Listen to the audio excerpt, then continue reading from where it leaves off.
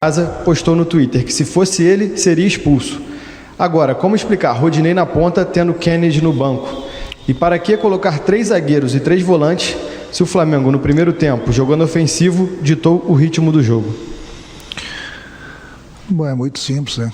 É o que eu falo. As pessoas têm todo o direito de perguntar, mas não têm as informações nossas aqui dentro. O Kennedy, por exemplo, viajou com o tornozelo inchado. Ele havia machucado ontem no treino. E durante o intervalo do jogo, no momento que ele estava aquecendo, ele avisou a comissão técnica que não tinha as mínimas condições de entrar em campo, que o tornozelo dele estava inchado e estava bastante dolorido. Então, não sei se vocês viram na televisão que quando começou o segundo tempo ele tirou a chuteira e começou a fazer o tratamento. Então, o Kennedy, eu não tinha o Kennedy no banco. E as opções eram o Rodinei, sim, por um lado. O Michel, no final do jogo, ele cansou. E eu tinha o Vitor Luiz, que joga no lugar do Gabriel. Então essas eram as minhas opções. Quando eu fiz essas trocas basicamente iguais contra o Atlético que nós ganhamos, foi tudo bem. Eu acho que o mais importante de tudo, independente se nós estávamos com 3 volantes, 3 zagueiros, eram as opções que eu tinha. E no momento que eu fiz essas trocas, estavam faltando 3, 4 minutos do jogo. Que nós não podíamos ter deixado tomar aquele gol, praticamente no último lance do jogo, faltando 1 minuto. Então, infelizmente, a gente tem muita gente de fora, voltando de lesões, jogadores suspensos. Então, eu optei por isso, porque eram as opções que eu tinha hoje no banco. Pergunta de Rafael Melo, do canal Raflamelo. Renato, no primeiro tempo, o Flamengo teve um bom desempenho saindo em velocidade e aproveitando os espaços que o Atlético dava. Já no segundo, passou todo o tempo acuado e com muita dificuldade de levar perigo, fora uma postura assustada que ficou nítida. Por que essa mudança de comportamento tão grande de um tempo para o outro? Não foi ordem. A equipe tanto é que voltou a mesma para o segundo tempo. O problema é que o adversário começou a pressionar bastante, começou a empurrar a gente lá para trás. É uma coisa que acontece no futebol, não é só com o Flamengo não. O adversário vem pro tudo ou nada, começa a jogar bolas longas, você tem que se proteger e procurar sair rápido, principalmente quando você tiver a bola. Tentamos isso algumas vezes, infelizmente não foi possível. Continuamos tomando a pressão, infelizmente tomamos o gol. E depois, no momento, volta a repetir das substituições, praticamente a bola não podia nem chegar mais próximo da nossa área. Faltando 2 minutos, infelizmente tomamos um gol de bola parada. Pergunta do Mauro Santana, do canal do Mauro Santana. Ainda há chance para o Flamengo no Brasileirão?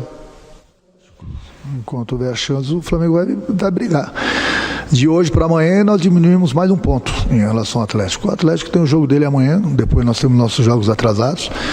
Tem muita coisa ainda para acontecer no Brasileiro. E eu continuo acreditando muito no Brasileiro, da mesma forma que o meu grupo está acreditando. Pergunta do Sidão Marinho, da Litoral News. Renato, é normal uma equipe apresentar apagões durante os jogos de maneira frequente? Não são maneiras frequentes, não. Os apagões acontecem em qualquer equipe. Não é só no Flamengo, não.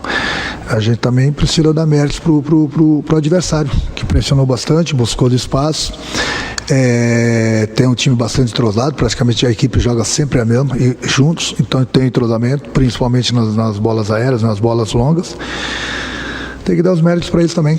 Não levo em consideração que deu apagão no time do Flamengo. O time do Flamengo brigou, lutou durante os 90 minutos.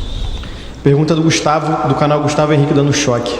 Renato, de quem é a responsabilidade do empate? Da arbitragem ou do time? Não, se eu for falar aqui da arbitragem, tem 2 coisas. As pessoas, uma que eu não gosto de falar de arbitragem. Outras pessoas vão falar que é desculpa. Mas hoje a arbitragem passou dos limites. Hoje ela passou dos limites. Na expulsão do jogador, o Kaiser, ele devia ter sido expulso. Foi uma agressão, por cima e por baixo. Tanto é que o juiz expulsou na hora. Aí mais uma vez, o VAR entrou em ação. Porque quando eu falo que o VAR que apita o jogo, ninguém acredita. Aí tinha que fazer essa pergunta para o árbitro do vídeo. E ao mesmo tempo o árbitro do jogo. Mas eles não dão entrevista, eles vão embora. Na próxima rodada, eles vão estar trabalhando de novo.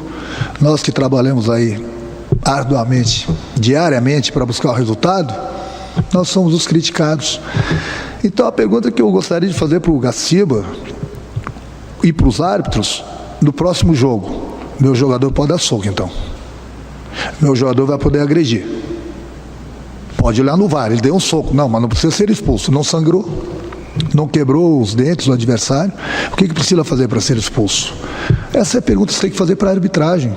Essas perguntas tem que fazer para o Gaciba. Não é possível. Está ali o lance. Agressão. Por muito menos uma agressão, o jogador tem que ser expulso. E o jogador que foi expulso e voltou, foi o que fez o primeiro gol. E fica por isso mesmo. Nós chegamos ao ponto do VAR não deixar expulsar o cara que agrediu.